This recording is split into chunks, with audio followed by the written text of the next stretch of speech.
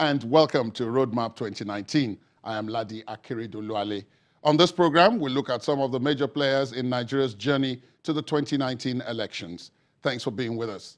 On today's edition, my guest says security remains a challenge in Nigeria, but particularly in his state, where a refusal to punish past perpetrators of crimes is now being addressed. My guest also says a lot of his administration's activities are designed to create a new paradigm of governance and development. Please join us as we talk to the governor of Nigeria's North Central state of Kaduna, Malam Nasir El-Rufai.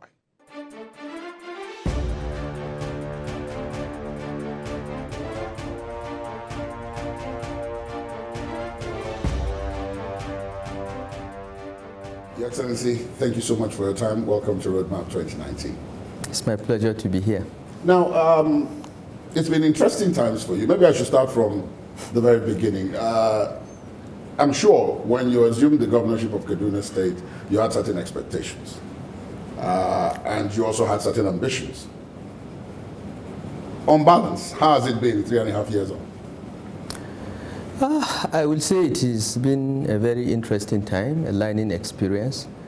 We had some very high expectations of what we will be able to do. And to a large extent, in the core areas that we wanted to undertake fundamental reforms, we'll be able to push through and get them done. There have been disappointments because we could not raise the financial resources that we needed. We have tried to raise taxes, and we have made significant progress there, but when we were unable to access our $350 million World Bank loan, that slowed us down a bit, particularly in the areas of infrastructure.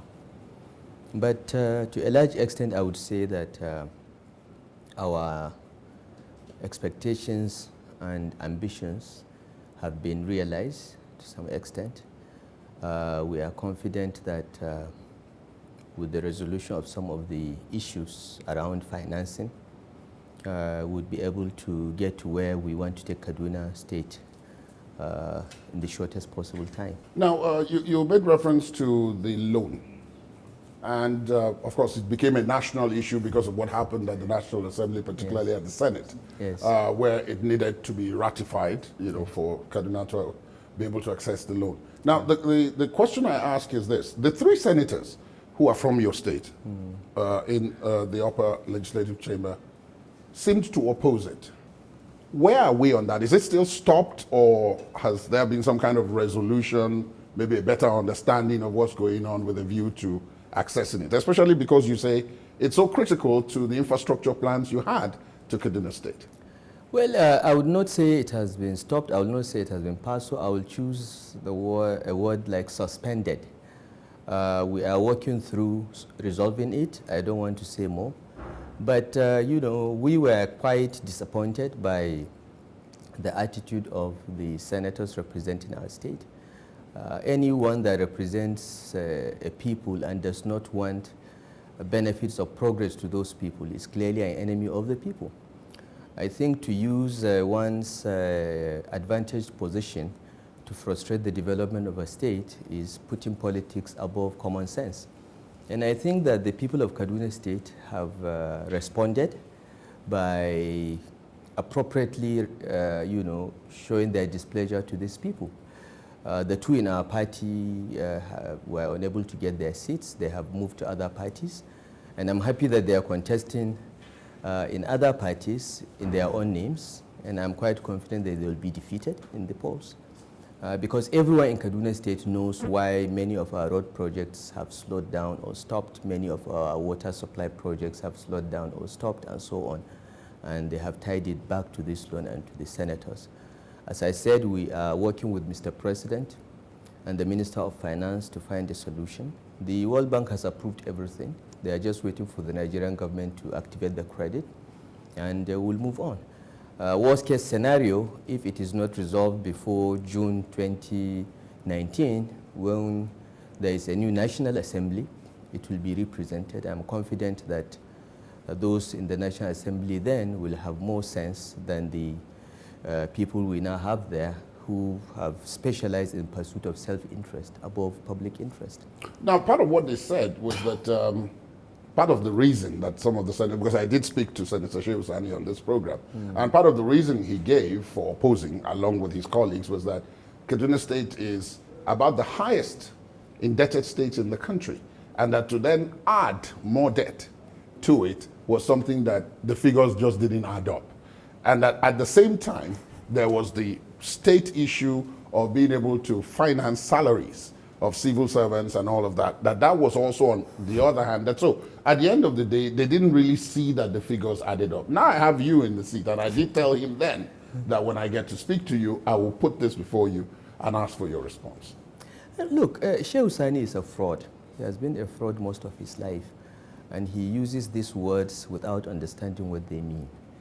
There is no way a state government can borrow without clearance from the Debt Management Office of the Federal Republic of Nigeria. There is no way the World Bank will lend you or anyone money until they do their numbers and are sure that you can handle it. Is Shehu Sani as knowledgeable, or does he know enough economics or financial management to contest the judgment of these institutions?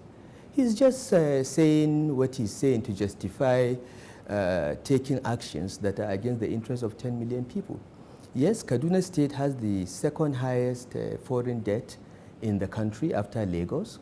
But what is important is not the level of debt, but what is called just sustainability, if at all Shehu Sani understand what that means.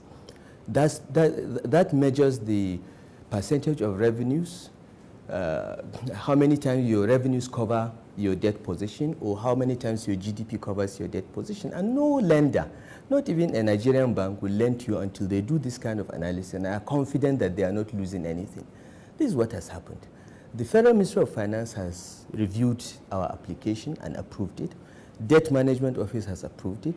The Kaduna State House of Assembly, which is our legislature, whose mandate is to oversee what we are doing to ensure that we do not do anything that endangers the state, has considered and approved this loan. The House of Representatives, which in the two chambers of the National Assembly, the House of Representatives has greater primacy over money matters, has considered and approved this. Even Shehu Sani's committee, when the presentation was made to them by our Commissioner of Finance and his team, they all admitted, all the members of the committee, including Shehu Sani, admitted that it was the best presentation they have had. So it is hypocrisy and a fraud on his own character for him to come out and say something else. We have a record of that presentation. We have the comments of the committee members. So I'm surprised he's something else. He's saying something else. But as I said, he's a man who has always lived a double life. He has a public face which he tries to impress, where he gives the impression that he's a comrade, but he has his real life in which he's just an opportunist. And I hope that over time, these facts will come out.